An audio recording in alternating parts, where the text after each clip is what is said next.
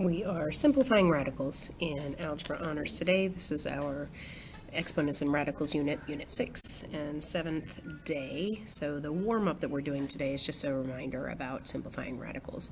So we have some rules when we simplify radicals. If we're taking a square root, there can't be a factor inside your radical that is a perfect square. So look at your radicand and make sure it cannot be divided up into any perfect squares as factors. Okay, also cube roots, you're going to look and make sure there are no perfect cubes that are factors in there. The other rules we have, we can't have a fraction in the radicand. We cannot have a fraction, I should say maybe as the radicand. And then also, we can't actually have a radical appear in our denominator. So today we're going to be using these product rules and quotient rules. Remember that if I take the square root of a times b, that's the same thing as the square root of a times the square root of b. This works for cube root also, but once I break it up, all of my indices are the same. So it's going to be cube root of a times b equals the cube root of a times the cube root of b. And that works with the quotients as well. All right, so I'm going to simplify each of these radicals. So this is the square root of 6 over 25. I normally look to see if there's a way that I can simplify that fraction first, and I can't simplify that fraction, so I'm going to write that as the square root of 6 over the square root of 25. And, oh, I can take the square root of 25. I know what that is, the square root of 6 over 5.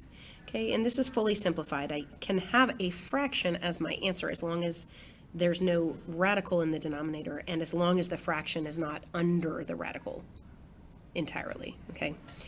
So, square root of 32 over square root of 16. There are a couple of ways I can do this. I can break this into the square root of 16 times the square root of 2 over the square root of 16.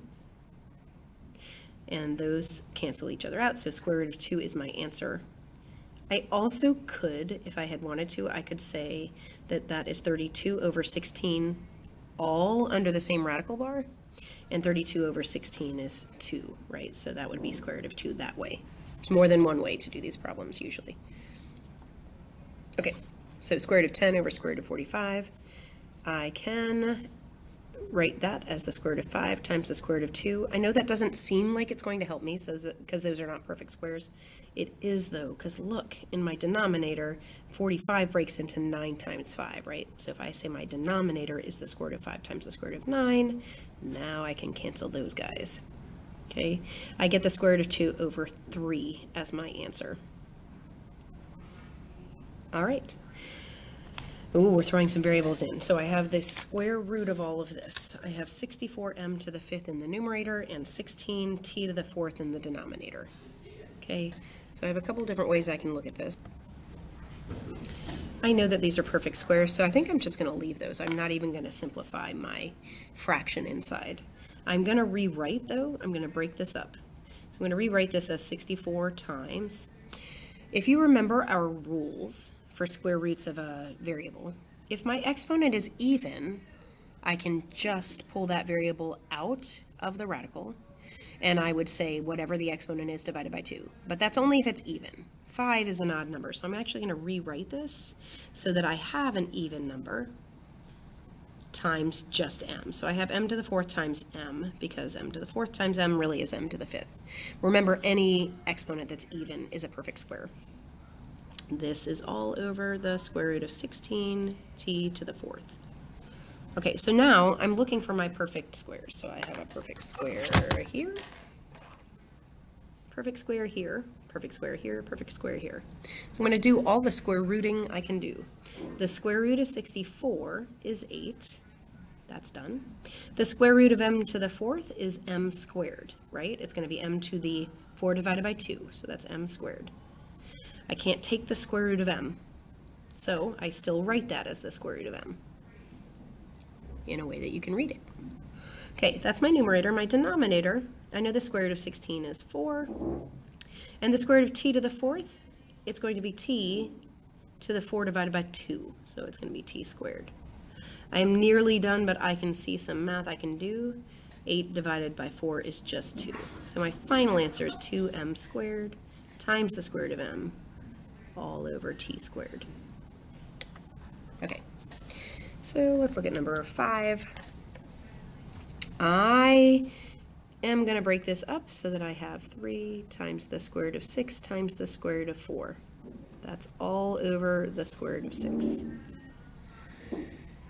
Okay, 6 times 4 is 24. That's why I did that. So square root of 6 divided by square root of 6, anything divided by itself is 1. So now I have 3 times the square root of 4, but aha, I know the square root of 4 is 2, right?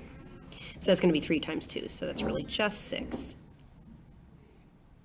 The square root of 200 over the square root of 2.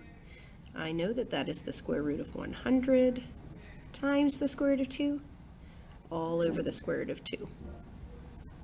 So the square root of 100 is 10, because 10 times 10 is 100, and the square root of 2 divided by the square root of 2 is just 1. So my final answer is 10. All right. The square root of 147 over the square root of 3, well, I'm going to rewrite this because I know 147 is divisible by 3. So I'm going to rewrite this as 147 over 3, all in the same radical. I know 147 is divisible by 3 because of my rules from a long time ago. If I add 1 plus 4, I get 5. 5 plus 7 is 12. If I add all the digits together and that number is divisible by 3, then the whole number is divisible by 3. It's just a little trick. Okay, so now I get to simplify. That's the reason I did this. 3 goes into 14 4 times. 4 times 3 is 12. 14 minus 12 is 2, so 3 goes into 27 9 times. Right, so 147 divided by 3, if you do it on your calculator, you're going to get 49. And I know the square root of 49 is 7, so that's my answer. 7 special because I circled it, and I don't think I circled any of the other answers. Right, here we go. Number 8.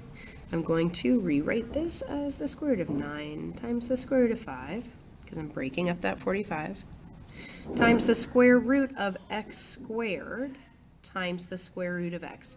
Remember, if we have an odd exponent, we need to rewrite it so that we have an even exponent, and then we're just multiplying by the variable. That's really an invisible 1.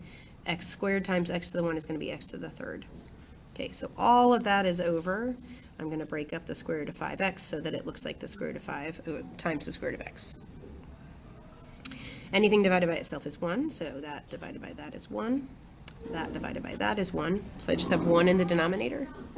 I know the square root of 9 is 3, and the square root of x squared is x. So that's my answer. All right, thanks for watching. Hopefully the sound works this time, because it didn't last time.